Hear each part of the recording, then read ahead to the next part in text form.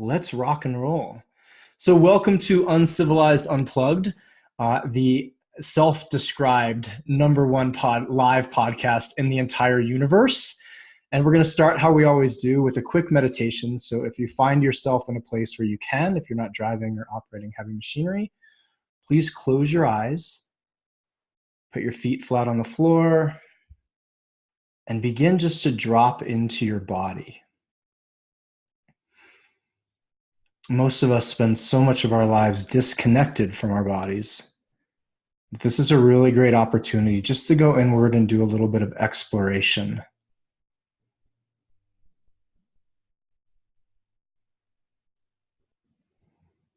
So you don't have to change your breathing. You don't have to breathe any deeper or slower or more spiritually. Just breathe.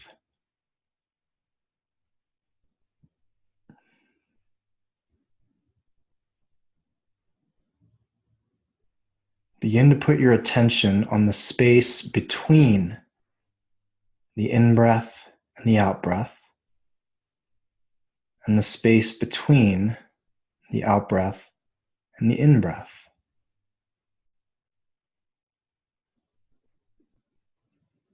And see if there's anything there. We're going to talk about curiosity tonight. We're going to talk about breathing.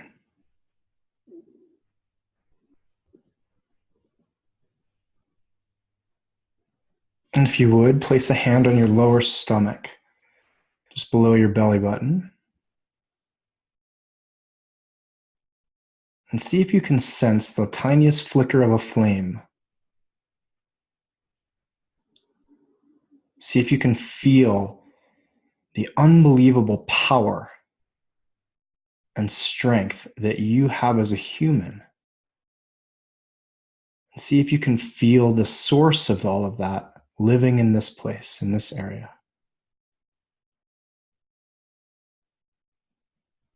If you can't feel it, imagine it.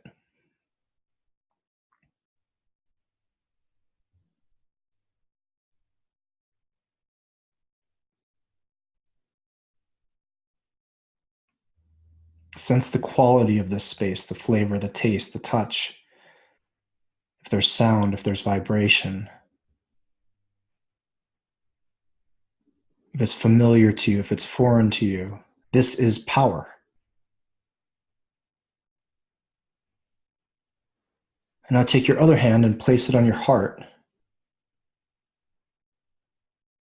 And notice the difference of sensation between the two areas. Is one softer? Is one harder? Is one more vibrant? Are you more comfortable touching one? This is the place from which we love.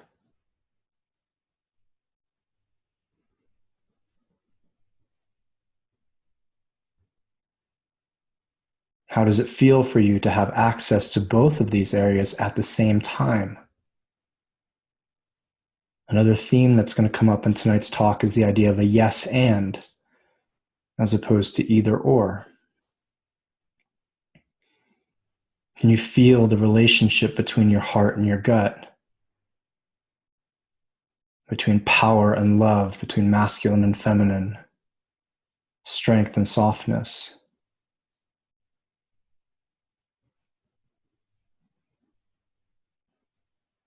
And can you feel how these two areas want to work in conjunction with each other, in relationship with each other, in collaboration with each other, as opposed to in separation from each other?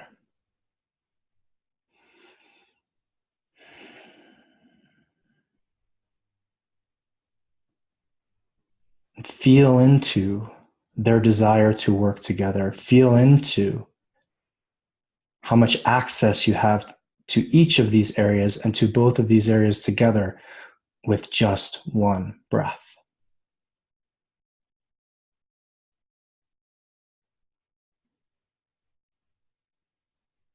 Tonight, we're going to be speaking about pain. and how we can create a new relationship with pain. And to do so successfully, we need to bring strength and power.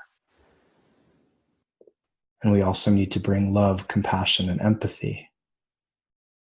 Preferably, we bring them both together. Okay, just take a few more breaths on your own. If you want, you can fold your hands back in your lap or leave them where they are. Just begin to come back into the room if you've left. Come back into your body if you've left. Begin to wiggle your fingers and toes. And at your pace, begin to blink your eyes open. If you want to roll your shoulders back, do so. If you want to crack your neck because it makes cool sounds, do so. Whatever you need. All right, gang. As I said earlier, welcome to Uncivilized Unplugged. My name is Traver Boehm. I'm the host. By a week before my 39th birthday, I had lost an unborn child, my marriage, a business, my house, and even my dog, Lucas. And it was the best thing that ever happened to me. Now, I can say that 4 years later. I can say that because this series of events forced me to ask and answer 3 questions that I just never had to answer before. The first was, who am I? Kind of a light question. The second was, who am I as a man? It was a juicy one. And the third one was, now what do I do with all of this pain? It was like having a roommate that I hadn't invited in. And this person was now living on my couch, eating my food, and generally fucking me whenever it wanted to, and I wasn't consenting. I had to come to terms with this relationship that, hey, I wasn't just going to get this person to leave or get this thing out of my life. So I began a series of studies and introspections and curiosities, which I'm going to share with you tonight. And it was no less than a year later that the core idea that I chose for my TED Talk was this: pain is the greatest teacher that none of us want to follow. I'll say it again.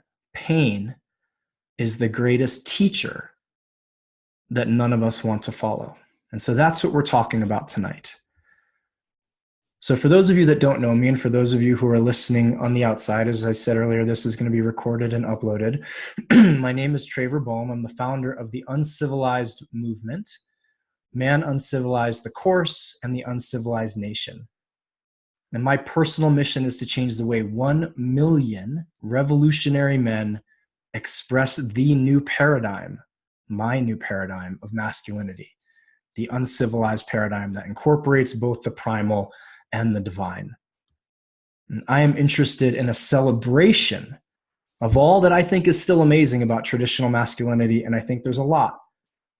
And you're going to hear this a lot, yes, and infusing what traditional masculinity is so desperate for. And that's a massive amount of consciousness, emotional intelligence, integrity, responsibility, boundaries, and a whole bunch of other shit that's not in there, which is why the world's in the state that it's in, but I won't get on the soapbox. So this is about being able to change a tire and hold space in a difficult situation. It's about teaching men how to fight, feed, fuck, and feel the terrifying one. If you're interested in learning more about me and my programs, please go to www.manuncivilized.com, or you can find me on Instagram, where I kind of spend a lot of time at Traver Boehm, Traverboehm. And I can't believe I'm saying this, but also because this thing's now a legit podcast, please go to iTunes. And if you got something out of this, maybe give the highest rating and say that this saved your life and this was absolutely amazing. That would be great. Thank you. Now, the frame, for those of you who are new to Unplugged, usually I have a guest on, and the frame I tell the guest is, I just want it to feel like 2 people are hanging out in my living room and we're having an open dialogue. But tonight it's just me. And that being said, I want to keep the same frame. We're going to be talking about some stuff tonight that's hard. And yet I'm going to do my best to keep it light while also giving you an entirely new perspective on what we're talking about, which is heartbreak, disappointment, betrayal, all the beautiful human things that fall under the category of pain.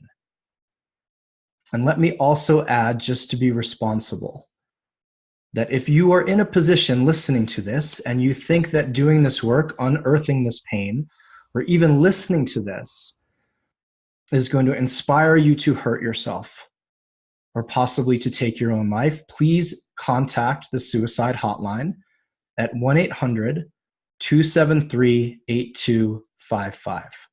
Again, 1-800-273-8255. All right, let's dive in. In 2016, I got introduced to an amazing man named Ernest. Ernest was my hospice patient. Ernest, when I met him, the day I met him, actually, I thought Ernest was going to die in about 24 hours. He had cirrhosis, he had COPD, he had emphysema, he had scoliosis, so he was all buckled over. And I was doing a year-long program called the Year to Live program. And Ernest lived in New Mexico. I had come from California. And Ernest wasn't a dumb guy. And I remember him stopping me one day. He was in his wheelchair. And he just stopped and looked at me and said, "What are you doing here?" And I was like, "Ernest, I'm here to help you cook. I'm here." And he's like, No, don't give me that fucking hospice line bullshit. What are you doing here in New Mexico? Not at home, not with a business, not raising a family. Like, what are you doing here? And the honesty with which he asked the question disarmed me. I was like, oh, you know what? I'll just give you an honest answer. And I said, "Ernest, I am running. I am running from all of the pain of my life falling apart." And he sat for a second and he rubbed his chin. And I'll never forget this. He looked at me and said, "You can never outrun pain." And then he pointed to his body and said, "This is what happens when you try." Whew. Wow. This was a guy in his late 70s, right? Wheelchair bound, not a good relationship with his family, clearly a history of alcohol, clearly a history of smoking. And I didn't know that at the time. I think at 39, I was like, I can fucking outrun anything. Like I can outrun anything, but you can't. When it comes to pain, we can't outrun it. And I want that to be the first kind of drop here tonight. You can't outdrink it. You can't outsmoke it. You can't outfuck it. You can't bypass it. Trust me, I've tried to do all of those. And it just waits, right? It just waits. Pain is like the cat sitting in the corner waiting for a mouse to come out. It's just like, I got years. Like, it's cool. Go ahead. Keep doing your thing. Like, I'm just going to sit here. And by the way, while I'm here, I'm going to fuck up all your relationships. I'm going to fuck up your job. I'm going to give you stomach cancer. I'm going to do all this great stuff for you. So go ahead. Keep drinking, smoking, fucking doing all the things. Right? It's not hard for us to look out in society and go, what happens when we ignore pain? Right? I started a men's movement because when I looked at the male landscape, I saw an epidemic of unexpressed pain. But what happens? We know this, right? We have intimacy issues in relationships lead to divorce. We have alcoholism. We have drug use. We have it all. It's everywhere we see. And here's the thing about pain too. What we ignore, what we numb, it comes out sideways. Right? Anybody seen in a driveway? Like, I love this analogy. You take a brand new, freshly paved driveway, and there's like one weed sticking up in the tiniest crack. That's what pain does. It goes, oh, look at this, a tiny little crack in your relationship. Whoop, let me try to wiggle my way up here, and oh, what do you know? Now you guys are fighting. Oh, you have a tendency to crack a beer when you come home. Whoop, oh, let's do that. So you can't hide from it, and it's not going anywhere. So here's the first action step. I'm going to give you 3 steps tonight. Number 1, stop running, stop numbing, embrace 20 seconds of courage. Step one, stop fucking running. Like, I don't like running, period. I said I was good at it, but like the act of running, just stop. Like, let's just get rid of running, period. Maybe we just take it off like the athletics landscape too. Stop numbing. What Ernest said was right. Pain will wait. So here's the thing we have to do. We have to take a breath and go, okay, what am I doing when I get uncomfortable? What do I reach for? Is it Instagram? Is it Facebook? Is it porn? Is it pot? Is it alcohol? Is it cocaine? Is it sex? Is it online shopping? What do I grab for? And don't grab. Is it a story we tell ourselves in our head? Is it a fantasy? Do we bypass it? Do we say things like, this is the greatest thing that ever happened to me the day it's happening? First, we just stop and take a breath. And if you know you're going to engage in this, if you're listening to me and this is what you're going to do, please set up a support system in advance. If you're like, you know what? A number of you watching have gone through the Intoxicate course, right? Where I've worked, Courtney McNabb and I have worked a number of people through get rid of your whatever you're numbing with and let's go on an adventure. But that course is set up with a container of teammates, accountability partners, a platform to express your pain and fear, and 2 coaches. So when I made the personal decision, okay, gonna get into this whole pain thing, gonna quit smoking dope, gonna quit drinking, gonna quit looking at porn, gonna actually sit in my own shit. I had a therapist on speed dial, a good group of guy friends, a men's group, like all this stuff, because I knew I couldn't do it on my own. I didn't think I could do it on, nor did I really want to.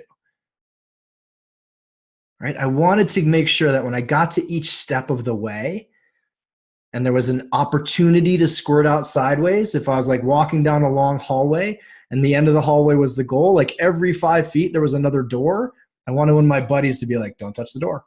Or the therapist to be like, are you sure you want to touch the door? How does that make you feel?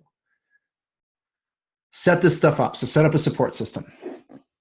And then stop. Feel what's underneath the pain. The pain is like your oil light going off in your car. What do most of us do? Take a piece of black tape, whoop, put it over the oil light and be like, woohoo, I'm good to go. Right? No. Stop and feel it. And so for people on the call, especially that look like me, it's okay to cry. Give yourself permission to cry. I spent I've written about it publicly, like a year on my bathroom floor during my divorce. Like every night, it was like something I could feel it like 2 miles away. Like, uh-oh, it's coming. I think in like 10 minutes. And I'd be like, okie dokie then. And like go right to the bathroom floor and just fuck it, cry it out. Didn't matter. No judgment. Don't be afraid of crying. It sucks. It's not fun. There's like snot in your face. It's embarrassing. You make weird faces. It won't kill you.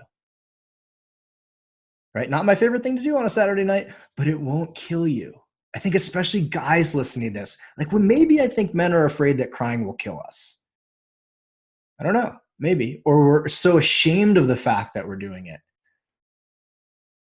that that's even worse. But to me, crying is no different than peeing. We don't tell people like, oh my God, I can't believe you peed last week. Just super problematic, especially with boys. So be willing to stop and feel it. Be willing to stop and feel it. And this is where you get to actually be proactive and create a massive amount of space for self-compassion and empathy for you. Right? I would almost try to remove myself and look at the guy on the bathroom floor. Like, man, what would I do if that was my buddy? What would I do if that was my friend? Would I be like, what a pussy? No. Like, oh my God, I feel for that guy. I feel for what he's going through. So say those words to yourself. Like, I feel what you're going through. I'm so sorry, but this is what we're going through. It's a really great opportunity for you to say the single greatest sentence in the English language that should be translated to, I've got you. So sit there, hold yourself, let the snot go and be like, I got you. We're good. The dude on the fucking podcast said this won't kill us. We're going to give it a try and give it a try. Let's see what happens. And when you do that enough, here's what the real opportunity comes. You get to create a dialogue with it. You can actually speak to your pain. You're going to in a second. I'm going to ask you a question that you're going to spend 2 minutes journaling. But first, there's a story about the Buddha. And the Buddha, when he was traveling, there was a deity or an evil spirit named Mara. And for a while, the Buddha would try to squirt away from Mara. And finally said, you know what? Enough of this. And began to invite Mara into his home. I would say, Mara, please come in. Have a cup of tea. You are now my guest. And when he did that, Mara stopped chasing him. I think we all know, right? We know as humans, what do we need? We need to be seen. We need to be heard. We need to be acknowledged. We need to be loved. This isn't like rocket science. I view our pain as exactly the same way. It needs to be seen. It needs to be acknowledged. On some level, it may even need to be appreciated. And it's very, very, very dialogable. So here is something that I'm going to ask you to do in the next 2 minutes. We won't have to, no one's going to have to share this publicly. And if you want to dive into this question over and over and over, or for a longer period of time, do that. And it's to answer this question. If my pain could lovingly speak to me today, it would say. And I added the lovingly in because some people were like, my pain called me an asshole. Nope. That's your ego or your parental voice or your inner critic. When I stopped and asked my pain, what the fuck do you want from me? I literally heard in my ear, I want you to stop running from me and I want you to start using me. I am the greatest single fuel source you've ever known and you've never known. So guys, take a minute right now, pen in hand, unless you're driving. If my pain could lovingly speak to me today, what would it want you to know? For those of you following along at home, we'll be back in 2 minutes. Go.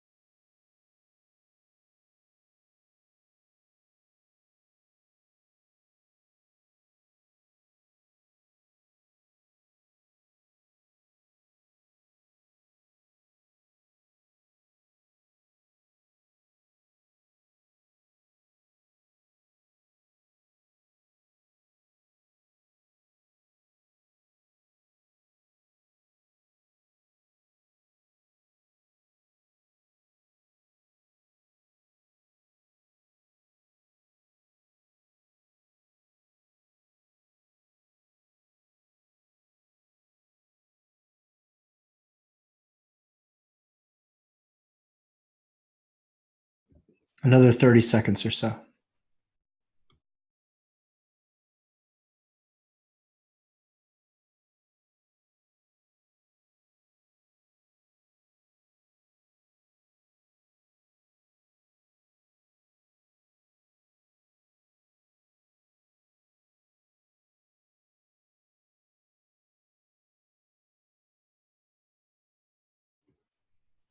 Okay, just begin to wrap up. You can always come back to this. I recommend you come back to this,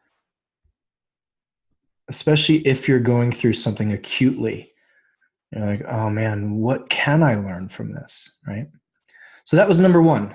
Stop running, stop numbing, embrace 20 seconds of courage. Number 2, reframe, and get curious.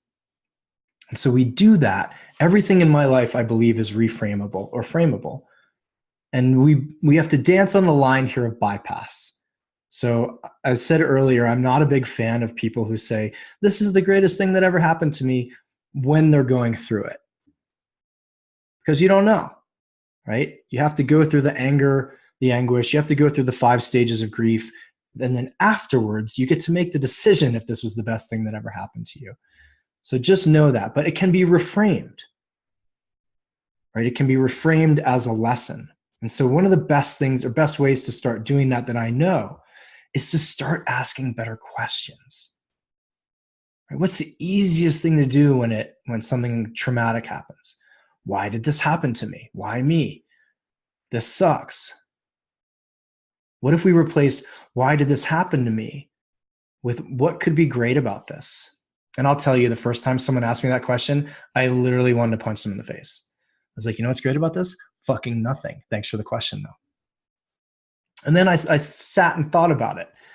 And God, this was asked to me actually, this was about a 24-hour period. It was asked to me at night. And the next day, I was on a stage in Los Angeles working with a man named Jean-Louis Rodrigue. John, you probably worked with him. And he is a movement coach to the stars. And he's this extraordinarily flamboyant man who's a genius at theater. And he had me go through the first iteration of my TED Talk at the time. And he's like, actually, I now want you to do it as a horse. And I was like, I have no fucking idea what you're talking about, bro. And he had me, first he had me do it. I had to sing it as opera. And there's a reason why I don't sing professionally or at all. And I was like, alrighty, and tried it. And then after he's like, stop. I want you to do it as a horse. And I was like, how do horses give talks? And he's like, I want you to fling your mane around and prance around the stage. And I was just like, Jesus Christ, thank God my friends aren't here. And I'm about to start doing it. And he goes, horses don't wear shirts. I was like, oh my God, what on earth is going on? He's like, by the way, I want there to be nothing between you and your audience anyway. So I gave a TED Talk shirtless as a horse. And afterwards, I was sitting in my car, and this is in the middle of my marital separation. I remember the question from the night before.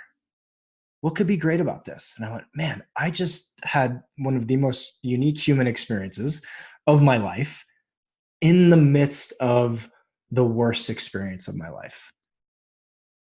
Maybe there is some greatness coming out of this. Or maybe I can even just acknowledge that there's a tiny little seed that this isn't all just hell on earth. And that's where we pull in the second part, a yes and. I didn't know yes and until going through that shitstorm. Yes and is something that improv teaches, where it's yes and ... As opposed to A or B, it's A and B. A and B can live together. Yes, I can be going through the worst shitstorm of my life and be crying on the bathroom floor and laugh my ass off the same day at this guy who made me dance around shirtless. If you can hold space for opposites, working with pain will be a lot easier, because the way I was before was it's black or white. I'm either in pain or I'm not in pain. Go F yourself if you think it's different. And then suddenly it was, I'm in pain, but I can also laugh at this movie. That's crazy. How does this work? How can I laugh in the midst of hell? And just so we know, what you can laugh through, you can live through. I went, okay. What if I reframed this as a really shitty chapter of my life in which I'm going to learn a lot, which I'm also going to grow a lot. I'm going to have a lot of really amazing experiences. I'm going to meet a lot of new people. That's a whole different frame than this is just hell. I hope I die. Everything sucks. Boo hoo hoo.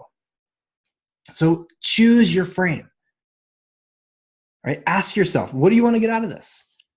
What could you get out of this? One of my favorite exercises to do, and I actually did this, I think about 2 months into that situation, was I asked myself, what if me from 5 years ago, 5 years from now, could come in the room, sit down with current me, and be like, bro, this sucks right now, but it is going to be the greatest thing you've ever gone through. Like, trust me, your life's going to have this, this, this, this, and this. And I actually shot a video, which I hope no one ever finds, of me talking to me about all the cool shit that was going to happen once I got through this period, if I used this period to my advantage. I was like, if you bypass it, you're going to be down here. If you let it mold you, let it open you, let it change you, if you use it as fuel, it can be these things. And that video is terrifying to me now because so much of it has come true. You're going to write a book. You're going to speak on stages. You're going to start a movement. None of which was on the table at the time. So ask yourself that same question. What if future you could come lovingly put their arm around you and say, hey, guess what? Shit's about to get real. You just got to live through this. And you've just got to use it to your advantage. I don't want you guys to do that now, but please take a note. And for those of you listening, when you get off the call, and you can do this even if you're not in the middle of a divorce, in the middle of someone dying, in the middle of, leg cancer or whatever it is, you can do this with any period of your life. And I actually highly recommend that you do it. And if shooting a video is too confronting, because for a lot of people it is, you can just shoot a voice note or record a voice note. I do this all the time. It's a whole nother chapter of stuff that we can talk about, but record you talking to you saying, hey, you're going to get through this. It's like sober you talking to drunk you being like, don't worry, I took the keys and I hid them. So have the conversation where you actually support yourself. It goes back to what I said earlier of who's got you. Oh, I've got you. So start putting these pieces in place to support yourself, right? What's one of the worst things about being in pain? It feels so lonely, right? Or we're burdening people by telling them, so we just eat it ourselves. I can't tell you how many people said, I didn't want to call you. I didn't want to be a burden. I'm like, oh, for fuck's sake, please have called.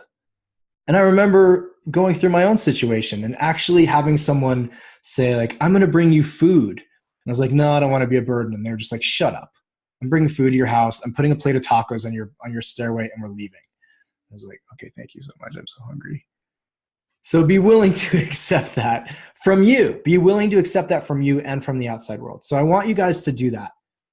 And if you wouldn't mind, take a screenshot of just your face, throw it up on social media, and tag Uncivilized, because I want this mentality getting out there. There's too much unexpressed pain in the world, and we're seeing what happened or what happens when that does exist. I'm in Denver right now.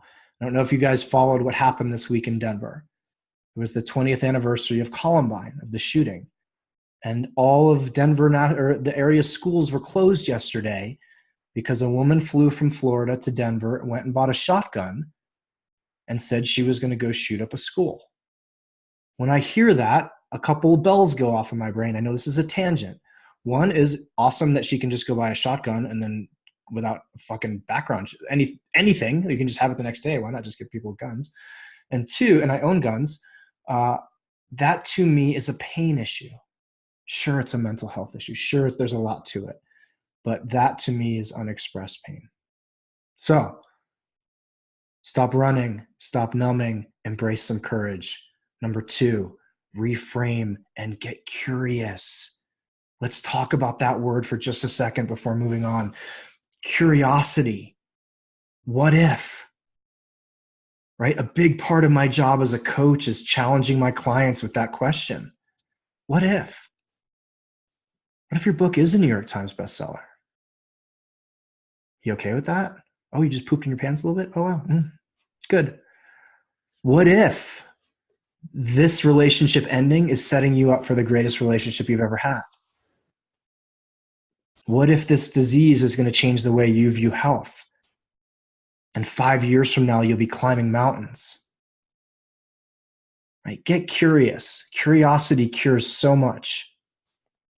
Okay, part 3, get your ass to work. Building your vision. Building whatever it is that you see for your life. I'm going to put a little dash by that and say, fight hurt. Don't wait till you're healed. I'm going to read you guys a chapter from my soon-to-be published book called Fight Hurt, right? For those of you guys in Man Uncivilized, you know this is the 12th ethos. So number 12, fight hurt. 5 weeks before my first professional fight, I got a compression fracture in my neck at C6. Some jackass broke my neck. I remember my orthopedist saying, if you fight, you're risking paralysis from the neck down. I highly recommend you reconsider. I looked him right in the eye and replied, I'm fighting, so I need the feeling back in my hands. Help me with that, and I'll take care of the rest. He threw his hands in the air, walked out of the examination room, and wrote me a prescription for physical therapy. 5 weeks later, I had my arm raised in a split decision after going to war for 3 straight rounds. I did end up in the ER after that fight, but only to get my face stitched up. And I walked there. 6 weeks before my last professional fight, a guy in jiu-jitsu class got upset that I was beating him and pulled a move we're not allowed to do in training due to the danger level, and he tore my left ACL. I spent the next 2 days lying on a couch in agonizing pain and needing the support of the wall, that was fun, to walk to the bathroom. Then I put myself through daily acupuncture treatments and a strict regimen of training that didn't aggravate my leg. 6 weeks later, again, my arm was raised after I choked the shit out of my opponent in the first round. I'm used to fighting hurt. I'm used to training hurt. I'm used to being hurt and still moving forward. You need to be too. The final tenet of the uncivilized ethos is fight hurt, and I'm not advocating you risk your life. My decisions were mine, and as I type this, as I was typing it, I still got numb fingers and spasm in my neck, but I'm still writing. The world is going to knock you down over and over again. You're going to get your heart broken. You're going to get sick. You're going to get betrayed by people close to you. These hurts and many more like them are called givens. Givens. So your mission, your vision has to be bigger than the pain. It has to be more important than how you've been injured. You've got to be willing to say, yes, I'm hurt. It sucks. And I'll set my course to healing. But right now, I'm still fighting. I won't quit. I won't back down. I won't give up. I'll fight hurt. Civilized men quit. Civilized men back down in the face of pain. Civilized men give up when life punches back. We don't. You won't. So keep fighting, hurt or not. You got to fight hurt. Right? No one is coming to save us. Sorry. I wish it was different, but it's not. Right? So this is when we get to say, get your ass to work building your vision. This is when you tap into the pain. And this is when you go, okay, I'm going to change my relationship with it. I'm going to change my relationship to it. I'm going to start to look at it as fuel. Bad shit happened today? Good. Get to fucking work. Let it actually drive you. But to do that, it takes movement. It takes action. Action is the antidote to fear. We know this. I think it's also an opiate. Right? You're in pain, get your ass up and start moving. I built the entire Year to Live project, that 12-month adventure in the depths of divorce hell. And every day when I had something to do on that project, make a phone call, design a route, figure out where I was going to go, find people to live with, I wasn't in pain. And I built something extraordinary. Think of how much stuff in the world, you guys, how much art, how many great books, how much stuff has been born out of pain. And yet how many people do we know who have been leveled and demolished and just had their spirits crushed? And I'm not saying that with a lack of empathy. Like I truly, truly empathize with people in pain. I worked in a pain clinic as an acupuncturist. I saw what it did to people, and yet tried to just get them to think, what can you do with this? And so if you have a question about, wait a minute, what's this thing you just talked about? Building my unique vision. Get curious about what is the reality you want to be waking up into when this is done. Right? Divorces don't last forever. They seem to. They're expensive. $150 emails. Thank you to my attorney. But they don't last forever. Right? Bones heal. I get it. People pass away, and we carry that for our life. But it's also our responsibility to get up. As my friend Eric says, get up. Right? So get your ass to work building exactly the life that you want to live. We've talked about this over and over. It's the age of social media. You can reach out to anyone who's living the way you want to live. I get it. I get questions every day. And I'm throwing 3 workshops this year with people who I personally reached out to on Instagram. I was like, I love your shit. You want to do a workshop? Why not? Right? If you're getting divorced, build a new life. If you have an accident that changes your identity, build the identity you want. If someone in your life passes away and it's hard, build a new community.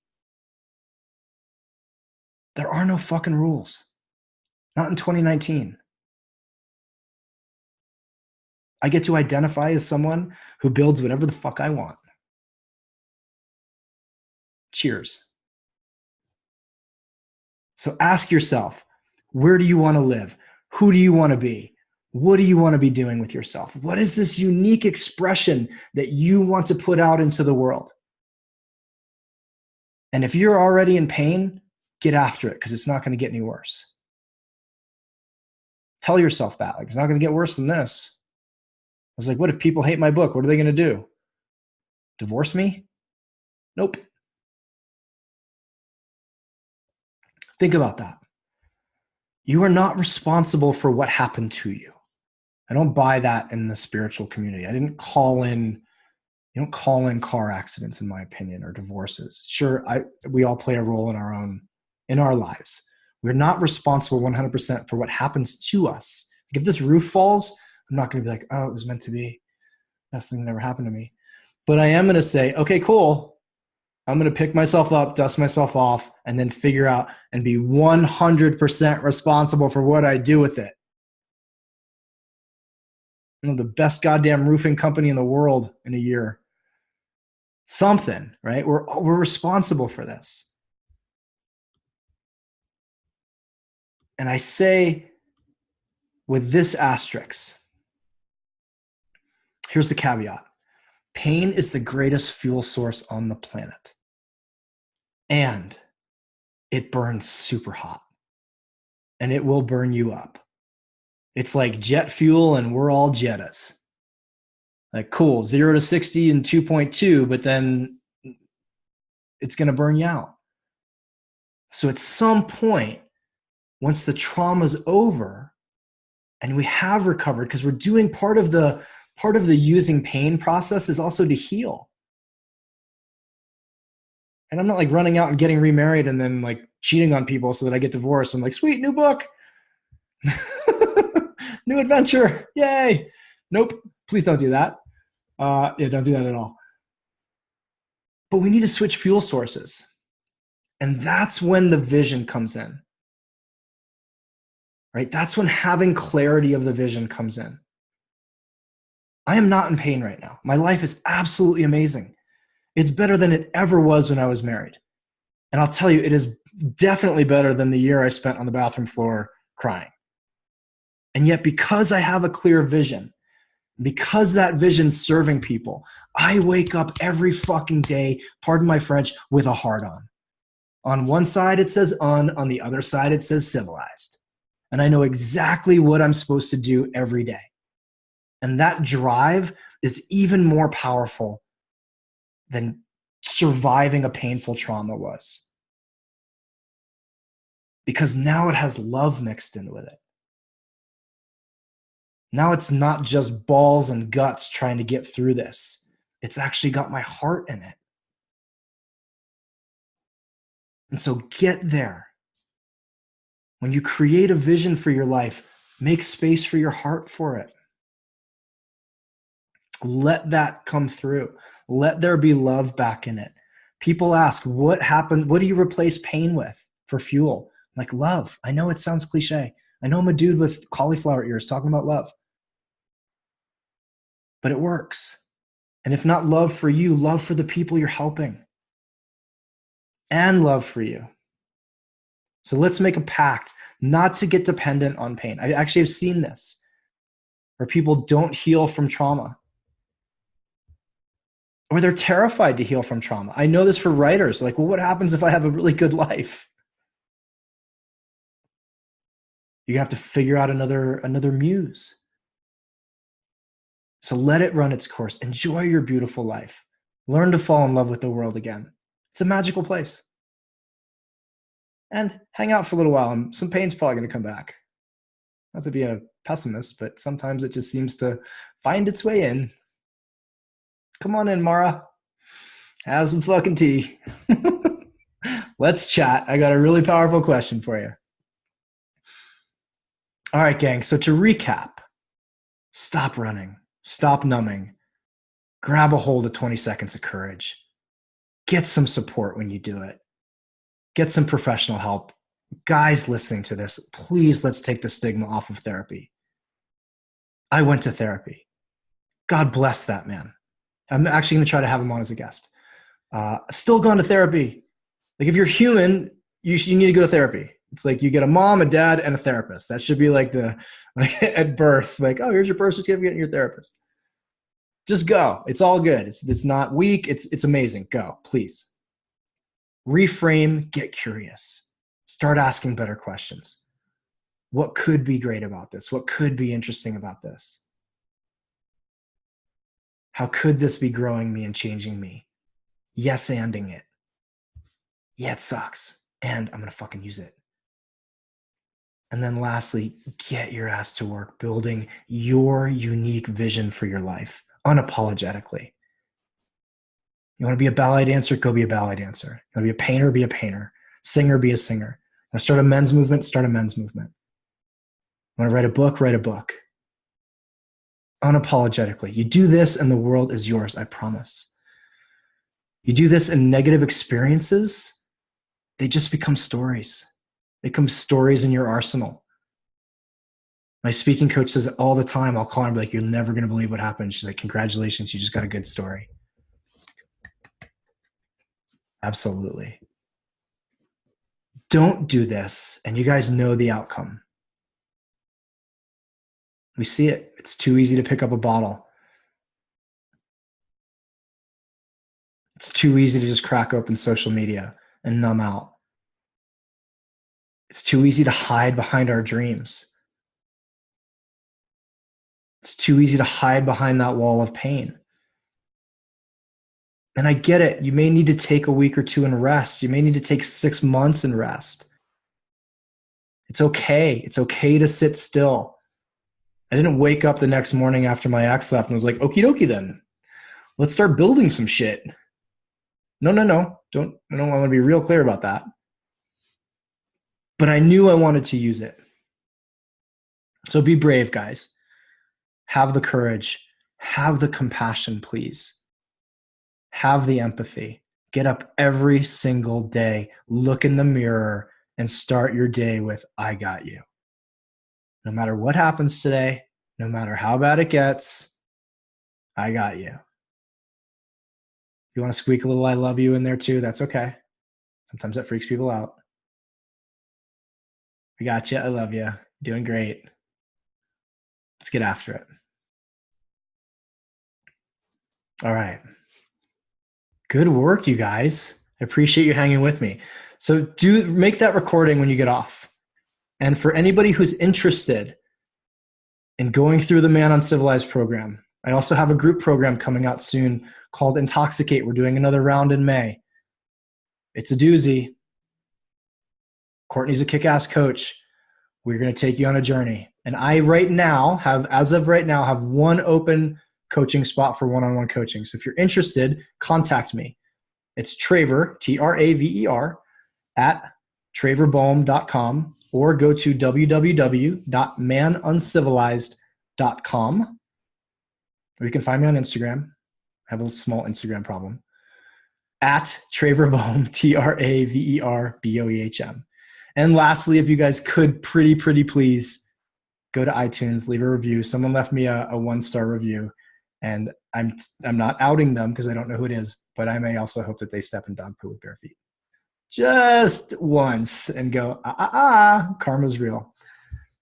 Thank you guys immensely for coming on, for your time, for your attention. I know that you gave up an hour of your lives, and it means the world to me. This doesn't exist without you guys. My work doesn't exist without all of you. So thank you from the bottom of my heart. Please be good to yourselves, be kind to yourselves. And if you are in pain and you need help, please reach out for it. All right. Go be uncivilized. Cheers, guys. Happy Thursday.